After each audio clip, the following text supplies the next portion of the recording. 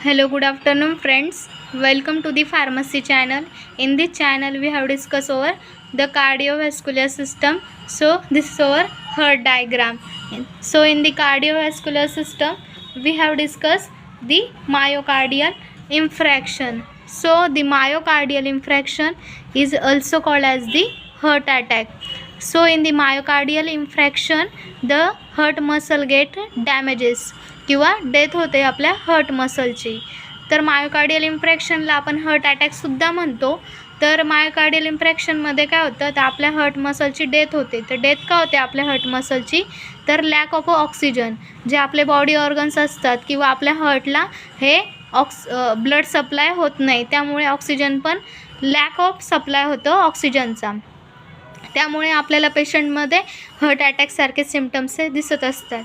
तर हार्ट अटॅकचे काही कॉजेस असतात, तर ते कॉजेस बघणार आहे आपण. तर फर्स्ट कॉज कोणता आहे आपल्या हार्ट अटॅकचा, तो आहे म्हणजे बॅड कोलेस्ट्रॉल. तर बॅड कोलेस्ट्रॉलमध्ये काय येतं, is referred to as the low density lipoprotein, हे आपले बॅड कोलेस्ट्रॉलमध्ये येत असतं. तर लो डेन्सिटी लिपोप्रोटीन काय करता, आपल्या बॉडीमध्ये कोलेस्ट्रॉलची लेवल ही इन्क्रीज करता. जर का कोलेस्ट्रॉलची लेवल ही आपल्या बॉडीमध्ये इन्क्रीज झाली तर ते कोलेस्ट्रॉल जे आपल्या अर्टरीज असतात, जे आपल्या बॉडी ऑर्गन्सला ब्लड सप्लाय करत असतात, तर तिथे रेस्ट्रिक्टेड ब्लड सप्लाय होतो. त्यामुळे ब्लॉकेज तयार हे होत असतं. तर हे ब्लॉकेज कसं आपल्या बॉडीमध्ये तयार होतं, तर ते आपण ह्या फिगर थ्रू डिस्कस करणार आहे. तर इथे तुम्हाला ह्या फिगरमध्ये दिसतच असेल, तर इथे ब्लड फ्लो होतो आहे, इथे नॉर्मली ब्लड फ्लो होतो आहे. तर इथे नॉर्मल ब्लड फ्लो का होतो आहे, तर इथे कोणत्याही प्रकारचा क्लॉट किंवा इथे इन्फ्लामेशन आपल्याला झालेलं दिसत नाही आहे, त्यामुळे इथे नॉर्मल ब्लड फ्लो होतो आहे. तर ही फिगर आणि ही फिगर जर का आपण इमॅजिन केली किंवा आपण डिस्कस केली ह्या फिगरवरून ही फिगर, तर ह्या फिगरमध्ये आपल्याला दिसतं इथे इन्फ्लामेशन झालेलं आहे, इथे इन्फ्लामेशन झालेलं आहे. त्यामुळे ब्लड फ्लो पण हा होतो आहे, पण इथे काही प्रमाणात होतो आहे. नॉर्मल ब्लड फ्लो ह्या फिगरमध्ये जसा होतो आहे तसा इथे होत नाही आहे. तर हा ब्लड फ्लो इथे नॉर्मल का होत नाही आहे, तर इथे कोलेस्ट्रॉल, कॅल्शियमसारखे जे सबस्टन्स असतात, जे लिपिड्स असतात, ते इथे स्टिक झालेले, त्यामुळे इथे ब्लड फ्लो हा होत नाही आहे. आणि ब्लड फ्लो नाही झाला तिथे, त्यामुळे ह्या इथे जो पार्ट दिसतो आपल्याला, इथे ऑक्सिजन सप्लायसुद्धा नाही झालेलं आहे, त्यामुळे इथे इन्फ्लामेशन झालेलं आहे बघा इथे. तसंच आपण ह्या फिगरवरून आपण ही फिगर डिस्कस करणार आहे. तर इथे तर ब्लड फ्लो होतो, इथे काही प्रमाणात होतो, तर इथे नॉर्मल होतो, तर इथे डायरेक्टली स्टॉप होतो, इथे डायरेक्ट रेस्ट्रिक्ट ब्लड फ्लो होतो आहे. तर इथे रेस्ट्रिक्ट ब्लड फ्लो का झालेला आहे, तर इथे क्लॉट तयार झालेला आहे. क्लॉट तयार झालेला आहे म्हणजेच इथे थ्रम्बोजेनेसिस झाले. थ्रम्बोजेनेसिस म्हणजेच फॉर्मेशन ऑफ अ क्लॉट, त्यामुळे आपला ब्लड फ्लो हा इथे स्टॉप झालेला आहे ह्या पार्टला. तर हे सुद्धा एक आपलं म्हणजे कॉज आहे आपल्यामध्ये हार्ट अटॅकचे सिम्पटम्स दिसण्याचे किंवा पेशंटला हार्ट अटॅक येण्याचे.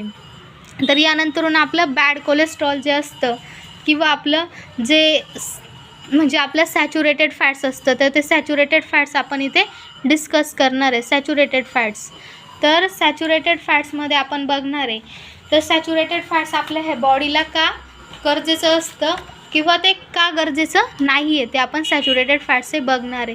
तर आपल्या सॅच्युरेटेड फॅट्समध्ये काय येतं, तर मीठ, डेअरी प्रोडक्ट्स, चीज, बटर, हे सर्व आपले प्रोडक्ट्स आहे, त्याचे हे सॅच्युरेटेड फॅट असते त्यांच्यामध्ये. तर हे आपल्या बॉडीमध्ये काय करता, तर ते आपल्या बॉडीमध्ये कोलेस्ट्रॉलची लेवल ही इन्क्रीज करतात, त्यामुळे आपल्या बॉडीमध्ये ब्लॉकेज हे होत असतं. तर सॅच्युरेटेड फॅट्स हे आपण मिनिमम घेतलं पाहिजे, ते अवॉइड केलं पाहिजे शक्यतो, पण घेतलंच तर आपण ते मिनिमम घेतलं पाहिजे. आणि अनसॅच्युरेटेड फॅट्स हे चांगलं असतं आपल्या बॉडीसाठी, त्याच्यामध्ये फायबर प्रेझेंट असतं अनसॅच्युरेटेड फॅट्समध्ये, तर आपण अनसॅच्युरेटेड फॅट्स हे घेतलं पाहिजे. तर अनसॅच्युरेटेड फॅट्समध्ये काय येतं, आपलं ग्रीन व्हेजिटेबल्स येतात अनसॅच्युरेटेड फॅट्समध्ये, परत आपले नट्स येतात, परत आपले फ्रूट्स येतात अनसॅच्युरेटेड फॅट्समध्ये. तर आपण अनसॅच्युरेटेड फॅट्स हे घेतलं पाहिजे. तर आपल्या बॉडीमध्ये हार्ट अटॅकचे सिम्पटम्स का दिसतात, तर ते आपण बघणार आहे. किंवा आपल्या बॉडीमध्ये ब्लड फ्लो हा रेस्ट्रिक्ट का होतो, तर ते बघणार आहे आपण. तर काय होतं, फर्स्टली ऑकुल्जन होतं करोनरी आर्टरीजचं. ऑकुल्जन होणे म्हणजे काय होणं करोनरी आर्टरीजचं, आपण ते फिगर थ्रू डिस्कस करणार आहे. तर आपण मगाशी बघितलंच की ते नॉर्मल ब्लड फ्लो होतो आहे, तर इथे काही प्रमाणात ब्लड फ्लो होतो आहे, तर इथे डायरेक्ट ब्लड फ्लो स्टॉप झालेला आहे. म्हणजे जे आपल्या बॉडीमध्ये ज्या करोनरी अर्टरीज असतात त्या आपल्याला ब्लड सप्लाय करण्याचं काम करत असतात, तर त्या इथे ब्लड फ्लो नाही होते. त्यामुळे इथे काय होते, त्या करोनरी अर्टरीजचं ह्या फिगरमध्ये ऑक्लुजन होतं आहे त्या करोनरी अर्टरीजचं. तर अशा प्रकारे आपल्या बॉडीमध्ये करोनरी अर्टरीजचं ऑक्लुजन हे होत असतं. तर काय होतं बघा, ऑक्लुजन ऑफ अ करोनरी अर्टरीज. तर ह्या करोनरी अर्टरीजचं ऑक्लुजन झालं तर काय होतं, रेस्ट्रिक्टेड ब्लड सप्लाय हा होत असतो टू दी हार्ट टिश्यू. जर का ब्लड सप्लाय रेस्ट्रिक्ट झाला किंवा तिथे स्टॉप झाला, त्या बॉडी ऑर्गनला ब्लड सप्लाय हा प्रॉपर होत नाही झाला, म्हणजे प्रॉपर ब्लड सप्लाय जर का झालं नाही, तर तिथे काय होतं, त्याच्या ज्या हार्ट टिश्यू ज्या आपल्या असतात त्या काय होतात, डॅमेज होतात. त्यामुळे पेशंटमध्ये आपल्याला हार्ट अटॅकसारखे सिम्पटम्स किंवा त्यांना हार्ट अटॅक हा येत असतो. तर त्यानंतरून आपण हार्ट अटॅकचे काही सिम्पटम्स असतात, तर ते आपण सिम्पटम्स डिस्कस करणार आहे. तर हार्ट अटॅकचं फर्स्ट सिम्पटम्स काय आपलं, तर चेस्ट पेन, चेस्ट डिस्कम्फर्ट सारखे सिम्पटम्स आपल्याला हार्टच्या अटॅक्स येणाऱ्या पेशंटमध्ये आपल्याला दिसत असतात. तर सेकंड सिम्पटम्स आहे आपलं ते म्हणजे विकनेस. थर्ड आहे स्वेटिंग, स्लीपीनेस. फोर्थ आहे हायपरटेन्शन, हायपोटेन्शन, पाल्पिटेशन. फिफ्थ आहे नॉशिया, ओमिटिंग सारखे सिम्पटम्स आपल्याला हार्ट पेशंटमध्ये दिसत असतात. तसंच आपण आधीच्या लेक्चरला आपण हायपरटेन्शन म्हणजे काय, हायपोटेन्शन म्हणजे काय ते आपण डिस्कस केलं. तर आपण इथे पण बघू हायपरटेन्शन म्हणजे काय. तर हायपरटेन्शन, हायपर या वर्डमध्येच त्याचं पूर्णतः मिनिंग आहे. हायपर म्हणजे आपलं ब्लड प्रेशर हे हाय होणं, ब्लड प्रेशर वाढणं.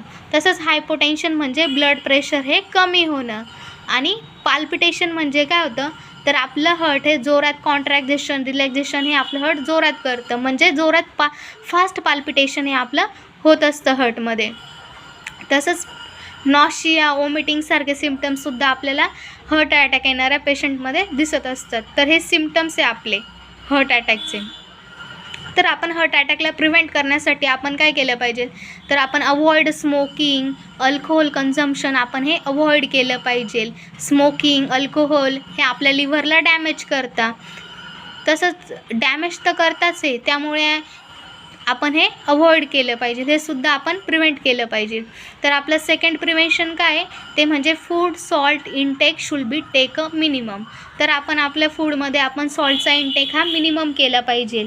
तर का मिनिमम केला पाहिजे, तर आपलं ब्लड प्रेशर आपण हे आपल्याला कंट्रोलमध्ये ठेवायचं आहे, त्यामुळे आपण हे फूड सॉल्टचं इंटेक आपण मिनिमम केलं पाहिजे. का, तर हे सिम्पटम्स आहे हायपरटेन्शनचं तर आहेच. तसंच आपलं हार्ट अटॅकचं सुद्धा हे कारण असू शकतं, आपलं ब्लड प्रेशर वाढणं किंवा कमी होणं. त्यामुळे आपण सॉल्टचा इंटेक हा मिनिमम केला पाहिजे. तसंच काय, increase the intake of a fibre in a diet. आपण आपल्या डाएटमध्ये अनसॅच्युरेटेड फॅट्सचे घेतलं पाहिजे. आपण ग्रीन अनसॅच्युरेटेड फॅट्समध्ये काय येतं, आपलं ग्रीन व्हेजिटेबल्स येतात, नट्स येतात, फ्रूट्स येतात, त्यांचं इंटेक आपण इन्क्रीज केलं पाहिजे आपल्या डाएटमध्ये. तसंच योगा, एक्झरसाइज, वेट लॉस हे आपण केलं पाहिजे. तर वेट लॉस जे ओबेस पेशंट आहे, ओबेसिटी आहे त्यांना, तर त्यांनी त्यांचं वेट लॉस केलं पाहिजे. तसंच योगा, एक्झरसाइज केल्याने आपली बॉडीसुद्धा हेल्दी राहते. तसंच आपल्या बॉडीमध्ये ब्लड फ्लोसुद्धा हा चांगला होत असतो, त्यामुळे आपण योगा, एक्झरसाइज हे केलं पाहिजे. तर यानंतरून आपण त्याच्यासाठी काही फार्माकोलॉजिकल ट्रीटमेंट पण घेतो आपण प्रत्येक डिसीजसाठी. तसेच आपण हार्ट अटॅकसाठी पण फार्माकोलॉजिकल ट्रीटमेंट असते, तर ती आपण बघणार आहे फार्माकोलॉजिकल ट्रीटमेंट. तर फार्माकोलॉजिकल ट्रीटमेंटमध्ये कोणते कोणते ड्रग्स येतात आपले, तर फार्माकोलॉजिकल ट्रीटमेंटमध्ये आपलं येतं व्हॅसोडायलेटर येतं. तर व्हॅसोडायलेटरचं एक्झाम्पल काय, ग्लिसेरॉल ट्रायनायट्रेट हे व्हॅसोडायलेटरचं एक्झाम्पल आहे. तसंच सेकंड काय आपलं अँजिओटेन्सिन कन्व्हर्टिंग एन्झाईम इनिबिटर म्हणजेच ACEI इनिबिटर, हे सुद्धा आपली कॅटेगरी आहे. तर त्यामध्ये कोणते ड्रग्स येतात, तर त्याच्यामध्ये येतं आपले कॅप्टोप्रिल, एनलाप्रिल सारखे ड्रग्स हे आपले ACEI इनिबिटरमध्ये येत असतात. तर आपलं थर्ड काय आहे, तर थर्डमध्ये येतं आपलं अँजिओटेन्सिन रिसेप्टर ब्लॉकर. तर अँजिओटेन्सिन रिसेप्टर ब्लॉकरमध्ये कोणते ड्रग्स येतात, तर त्याच्यामध्ये येतं आपलं लोसार्टन. तसंच आपली फोर्थ कॅटेगरी कोणती आहे, ॲनल्जेसिक. ॲनल्जेसिकमध्ये काय येतं, मॉर्फिन. तर ह्यासारखे ड्रग्स असतात, ह्यासारखी फार्माकोलॉजिकल ट्रीटमेंट आपल्याला डॉक्टर प्रिस्क्राईब करतात किंवा ह्यासारखे ड्रग्स आपल्याला सजेस्ट करतात. तर हे ड्रग्स आपल्याला डॉक्टर का सजेस्ट करतात? तर व्हॅसोडायलेटर काय काम करता? तर ते आपल्या हार्टला डायलेट करायचं काम करता.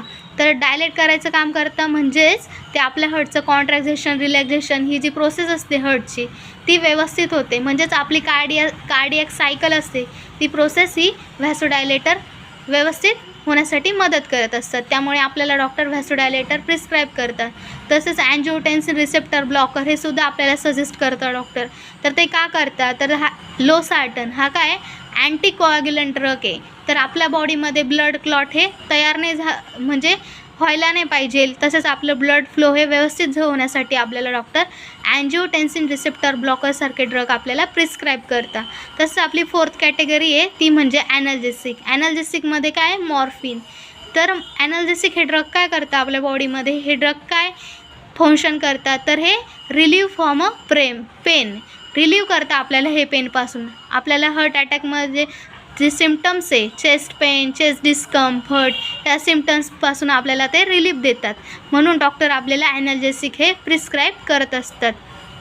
तर थँक्यू फ्रेंड्स. तुम्हाला जर का आजचं लेक्चर समजलं असेल तर प्लीज चॅनलला लाईक आणि सबस्क्राईब करा. थँक्यू.